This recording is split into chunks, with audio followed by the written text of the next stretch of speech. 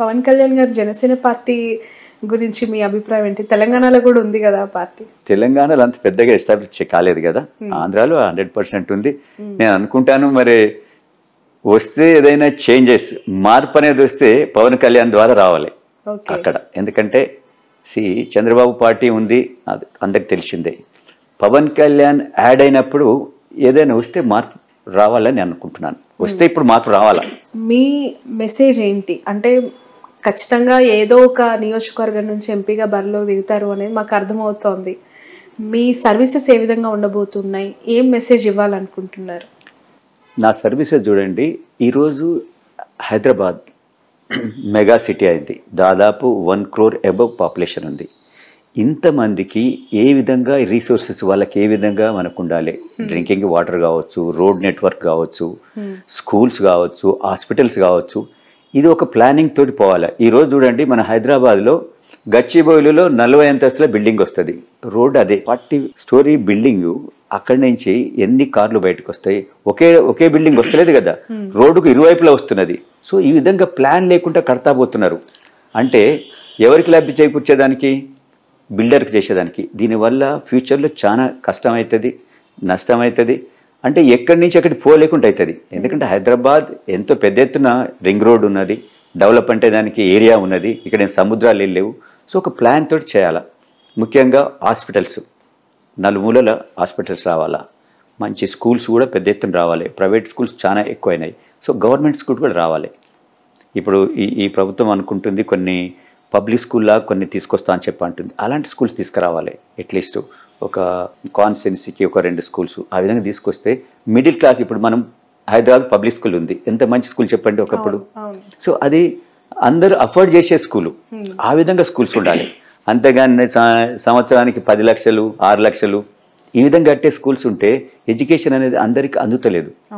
ముఖ్యంగా గవర్నమెంట్, నేను రేపు ఎలక్ట్ అయినాక నా ఫోకస్ ఎక్కడ ఉంటుందంటే మెయిన్ ఎడ్యుకేషన్, హెల్త్. ఈ రెండు ఉంటే ఏ కుటుంబం, ఏ ఇండివిజువల్ అయినా కూడా తనంతటి తను ఎదిగేదానికి ఆస్కారం ఉంది. ఈ రెండు లేనప్పుడు ఇక ప్రభుత్వాలు ఎన్ని చేసినా కూడా ఏది కూడా డెవలప్మెంట్ కోసం ముందుకు పోయేదానికి సొసైటీ అంత పెద్ద ఎత్తున పోదు, అంత వేగంగా పోదని నేను భావిస్తాను.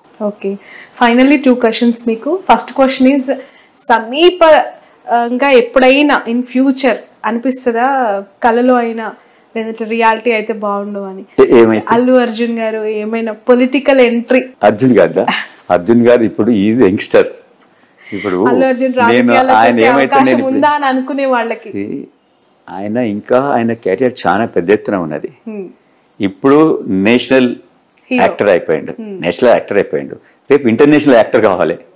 అదంతా మేము కోరుకుంటున్నాం. ఫస్ట్ మాకేముంది, ఆయన యాజ్ ఎ యాక్టర్ గా you should establish internationally. Next target అదేనా? 100% అది కావాలి. అదే మా ఒక ఇష్టం.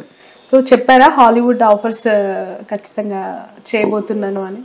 వస్తాయని నేను అనుకుంటున్నాను. ఆయన చెప్పకుండా డెఫినెట్ తనకున్న ఇప్పుడు పేరు, తనకున్న ఈ స్కిల్స్ తోటి డెఫినెట్ ఇప్పుడు మీరు చూస్తూ ఉన్నారు కదా, క్రికెటర్స్ కూడా, టాప్ క్రికెటర్స్ కూడా అర్జున్ సినిమా పాటలు ఇవన్నీ మిమిక్రీ ద్వారా చేస్తా ఉన్నారంటే డెఫినెట్ ఈ will become international star. One more question, Pawan Kalyan గారు జనసేన పార్టీని ఇక్కడ బలోపేతం చేయమని ఏమైనా చర్చించారా వాళ్ళతో? మీరు సజెషన్ కానీ మీ ద్వారా డిస్కషన్స్ కానీ? అంటే పవన్ కళ్యాణ్ గారు నాతోటి అది ఎందుకు చర్చించలేకపోవచ్చు అనుకుంటున్నా అంటే, నేను ఆల్రెడీ ఒక పార్టీలో ఉన్నా.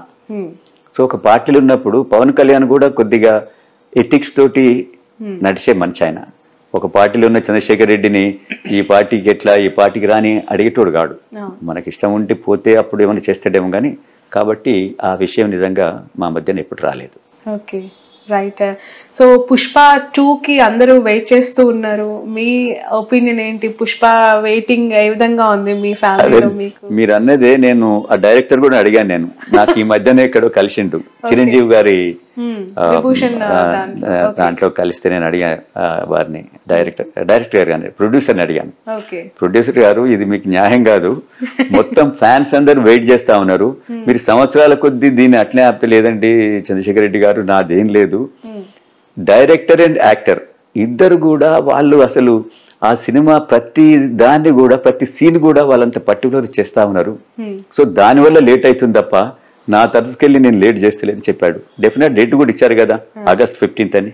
డెఫినెట్ August 15th అని రాబోతుంది, అందరినీ ఆలోచించబోతుంది. ఇప్పుడు ఆపరేషన్ లేకుండానే మోకాళ్లకు ప్లాస్మా ట్రీట్మెంట్, మీ ఆర్థోపెడిక్ సమస్యలన్నిటికీ రోబోటిక్ టెక్నాలజీ ద్వారా తక్కువ ఖర్చుతో శాశ్వత పరిష్కారం, ఫ్రీ కన్సల్టేషన్, ప్రతి ట్రీట్మెంట్ పై 20% డిస్కౌంట్. ఈ ఆఫర్ కొద్ది రోజులు మాత్రమే, త్వరపడండి. V9 hospitals 9281465842.